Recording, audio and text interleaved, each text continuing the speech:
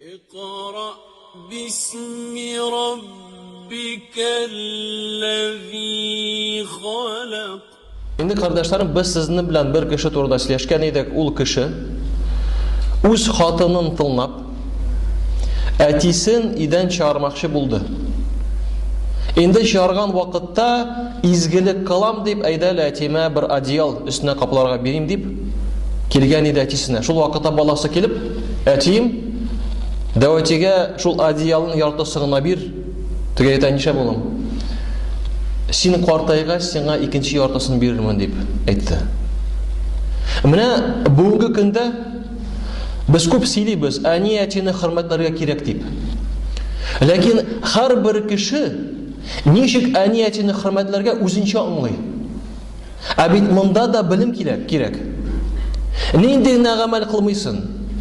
Balaga qarata, aniyatiga qarata, kurshiga qarata, hatto bilmagan kishiga qarata, ul fi'llarni, ul amallarni bilimiga to'yib ishlash kerak.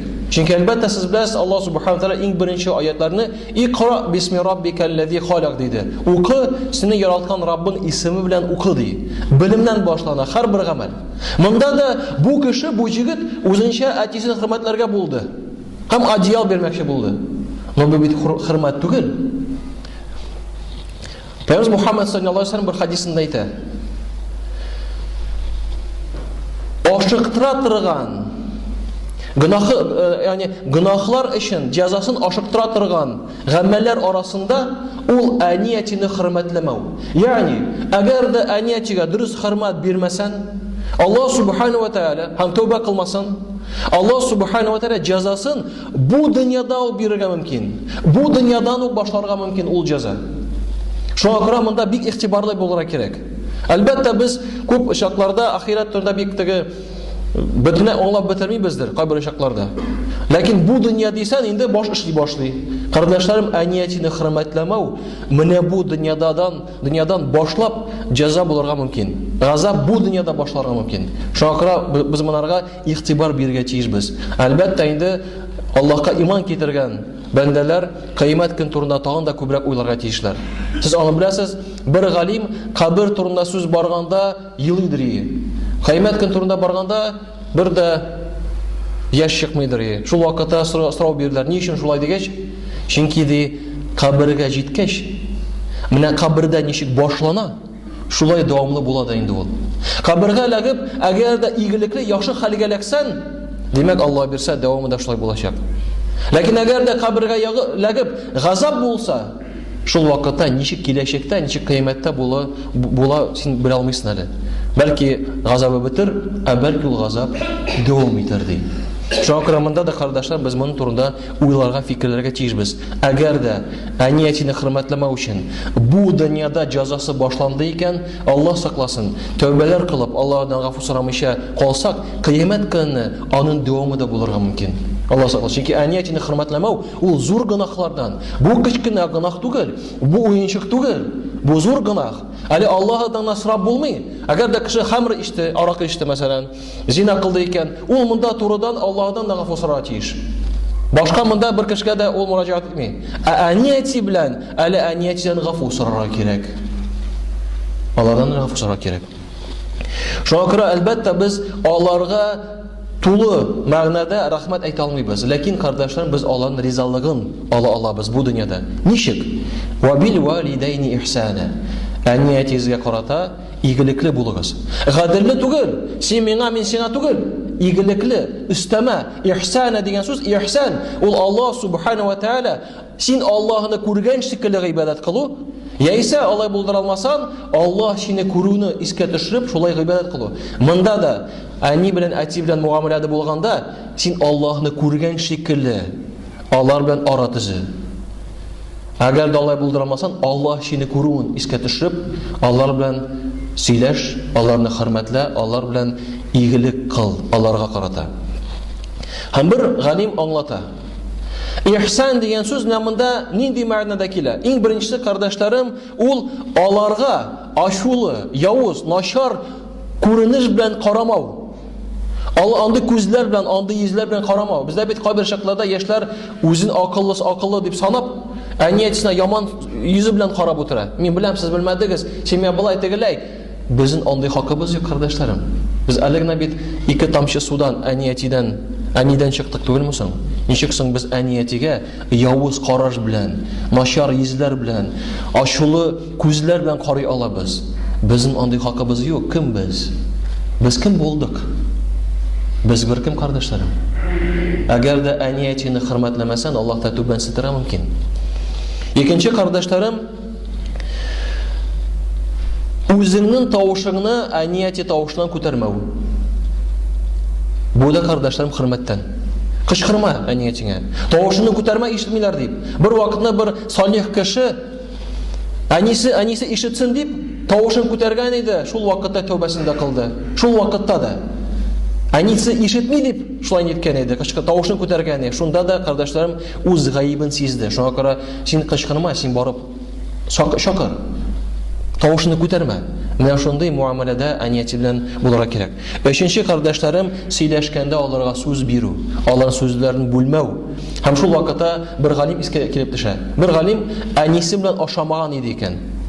Сорау биргәч, син ни өчен әниң белән утырып ашамыйсың дигәч, мин куркам ди. Әним белән утырырмын, алмага үрелермен. Бәлки шул вакытта әним фикердә шул алманы ашыйсы килде. Димәк, мин алдан алган булып чыгам. Шуңа күрә мин баштан әниемне ашатам ди, аннары үзем ашыйм ди. Күрәсезме, кардәшләрем, ул сүздә генә түгел, хәтта гамәлләрдә дә. Һәм әлбәттә, бу галимнең сүзеннән тыш дәвам итәбез, кардәшләрем. Иң беренче, әниятигә. Әгәр дә алар гынах эшләргә кушмасалар, аларга итаат итү. Иң кызыгы нәрсә, әгәр дә без баштан юк тыңламыйбыз дип йөрибез, һәм актыкта әнияти әйткән кеше шикелле эшлибез икән, аларның күңелләрендә без итаат итмәгән шикелле кабул ителә. Без дә шулай, ирләр шулай да. Әгәр дә хатынга әйтәсен, эшлә дип.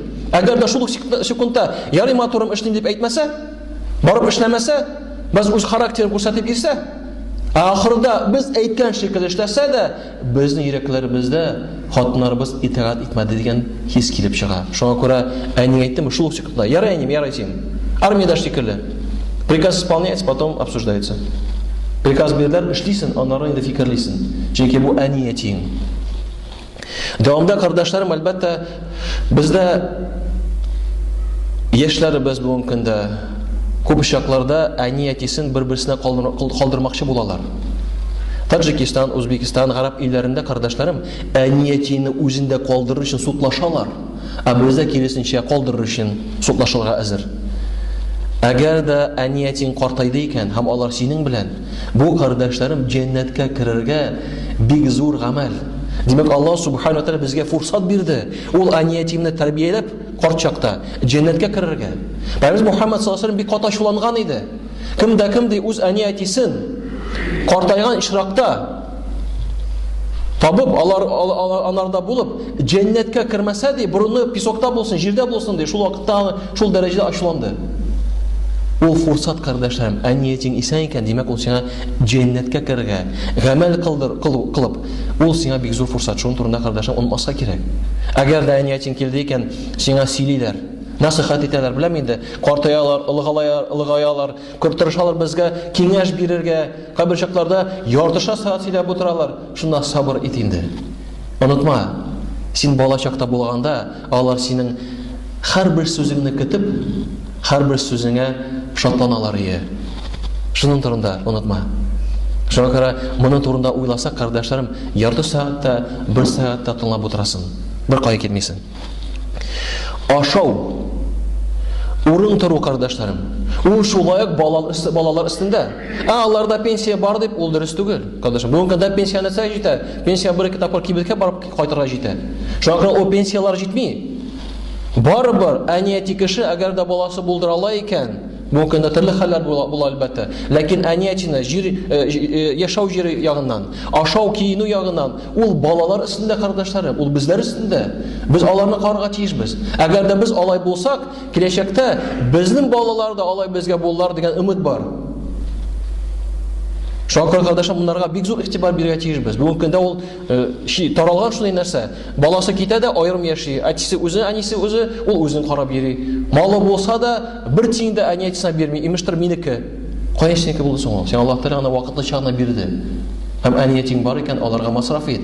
Утырып машинага, алып бар, базарга махаял барасы кибеткә, кием алып бир аларга. Сорама син, үзең кара да, аягы кием бераз тузган икән, барып бергә ал. Сорама, әним кирәкме, кирәкмиме? Утырып та алып бар. Курткасын да алып бир, яулыгын да алып бир, аяк киемен дә алып бир. Барып ашат бер көнгә атнага хотя бы. Үзең бит йөрисең кафеларга ашап. Аларда күңеле була бит. Алар идегенә утыралар. Барып бер тапыр айга булса да инде вакытың булмаса, утыртып бер ресторанга алып барып ашаталарны, күңелләре булыр. Моны турында кардәшләр без онмаска тиешбез. Һәрбер адым шул вакытта безгә әҗир савап булачак. Чөнки әниятеңә син хөрмәт итәсең. Эштән кайтты икән, әниятең син белән яши икән, утыр беразна, бер 15-20 минут булса да, сөйлә үз эшләреңне, ләкин яхшы якларын гына.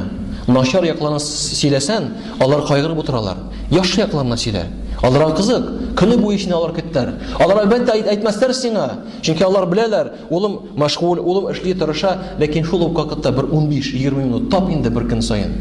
Бер тапкар. Көнгә 20 минут кына тап, утыр сөйләш әниятең белән. Хәлләрен бел, үзең сөйлә, яхшы якларын эшләреңдә, ничек булай тегеләй дип, күңелләрен күрергә тырышырга кирәк, кардәшләрем. Сүзләр белән матур сөйләшергә кирәк. Әниятиләр яраталар, картайган чакта без дә яратырбыз аны сөйләшергә. Утырып сөйләшәсең, әйтәсең, вакытым юк дип йөрмә. Синең өчен, безнең өчен, кардәшләрем, улыграк әниятиләрдән кеше бу дөньяда юк. Пәйгамбәребездән башка улыграк, дәрәҗәлерәк кеше, әниятидән башка бер кеше дә бу дөньяда юк, кардәшләрем. Шуңа күрә менә син шул 20 минут утырасың, башка бер нәрсә турында уйлама. Ниятең генә дөрес булсын. Аллаһ Субханаһу ва Тааля ризалыгы өчен. Күргәндә елмаеп җибәр. Кардәшеңә елмаю садака, ләкин әниятеңә дә елмаю садака бит ул. Киткәндә дә елмаеп җибәр. Киткәндә унытма. Әни, әтим дуа минем өчен кылыгыз. Бәлки кардәшләрем без менә бу дөньяда шул әни әтиләребезнең дуалары белән җирбез бәлки. Эшләребездә дә, гаиләләребездә дә яхшы яклары булу, бәлки менә шул аларның дуаларын сәбәптәдер ул. Бәлки шул аларның дуа аркылы без җирибездер бәлки, кардәшләрем. Аларның дуалары булмаса, белмим нишәрик. Шуңа күрә Алла әниятин дуалары кабул. Аллаһ бирсә. Әгәр дә инде әнин әтиң булай эшлә дисә, син башкача эшлисең килә. Шул вакытта матур сүзләр белән аларның ризалыгын алып, нитеп тырыш, үз ягыңны бурга тырыш. Ләкин матур сүзләр белән җайлап, майлап. Мисал өчен китерәм, миндә сүз күрәсез бит инде, чәчем төш шулай бит. Күп кешеләрдә шулай. Хәзер әним әйтә, улым, чәчеңне үстер инде ди. Мин белән бераз чәч үссә дә күренә башлый бит, чәч юк. Бераз комплекслар итә башлыйсың. Үстер инде дим әним. Әйтәм, әним, пожалуйста, пожалуйста инде. Ярый ди. Ягъни башлай җайлап, майлап, кардәшләрем, син башкача фикерләсәң дә, үз янга бер, пожалуйста, ләкин матур сүзләр белән алар риза булып калсын өчен. Бу бит рөхсәт, кардәшләрем. Бу бит рөхсәт. Әкренләп, җайлап, риза булсалар, Аллаһка шөкер. Ләкин матур сүзләр сайлап, кардәшләрем. Һәм әгәр дә инде кардәшләрем эштән кайтты икән, настроение юк икән, әниятең белән сөйләшәсе килә икән, Аллаһ сөйләшәсе килә синең белән, әйт матур итеп, улым, әним, соңрак бер сөйләшсәк, ачуламыйсыңмы икән дип. Алар әлбәттә ярый дип әйтерләр, чөнки алар һәрбер баланың хәлен сизәләр, беләләр. Шуңа күрә сүз ягыннан, гамәл ягыннан, кардәшләрем, әгәр дә без дөрес сүзле булсак, матур сүзләр белән, Аллаһ ризалыгы өчен булса, үзебезгә җәннәткә керергә һәм бу дөньяда бәхетле булырга үзгә бик зур сәбәп эшли торган булабыз. Онытмагыз, әниятин дәрәҗәсен Аллаһ Субханаһу ва Тааля билгеләп куйды. Аллаһ билгеләп куйды. Аллаһ Субханаһу ва Тааля аларны билгеләп куеп, кардәшләрем, бер кеше дә ул дәрәҗәне төшерә алмый. Димәк, аларның дәрәҗәсе зур булгач, аларга карата изге гамәлләрнең дә дәрәҗәсе Аллаһ Субханаһу ва Тааля алдында зур. Аллаһ Субханаһу ва Тааля, кардәшләрем, һәрберебезгә дә үзебезнең әниятебезне бу дөньяда хөрмәтләп, киләчәктә дә җәннәткә кергән насыйп итсә иде. يا أيها الذين آمنوا استعينوا بالصبر والصلاة إن الله مع الصابرين